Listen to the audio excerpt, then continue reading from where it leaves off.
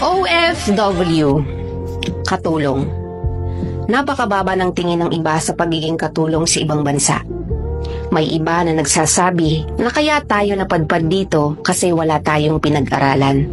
Medyo masakit sa tenga, lalo't yung nagsabi sa atin ay nagtapos ng college at may trabaho sa Pinas.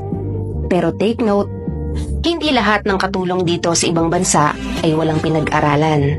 Maraming nagtapos sa kani-kanilang course pero ito ang pinili nila na trabaho. Bakit? Kasi mas sapat ang sahod.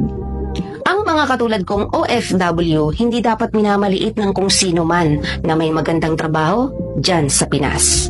May pinag-aralan kayo, dapat alam nyo kung ano ang halaga namin sa bansa. Ano nga ba? Milyon kaming mga OFW na isa sa nagpapayaman sa bansa natin. Hindi man ako nakapagtapos o yung tingin ng iba na wala akong pinag-aralan, at least alam ko yung halaga ng pagiging OFW dito sa ibang bansa. Real talk.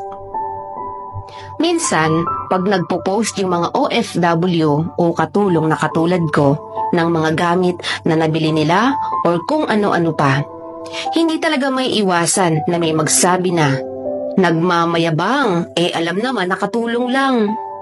Deserve naming ipagmayabang kung ano ang meron kami. Bakit? Unang-una, pinaghirapan namin yon. Pangalawa, hindi namin hiningi sa kahit na kanino yung mga bagay na pinopost or pinagyayabang namin. Oo, ayoko sa mga taong mapanghusga. May pinag-aralan ka nga, pero wala kang karapatang manghusga ng ibang tao.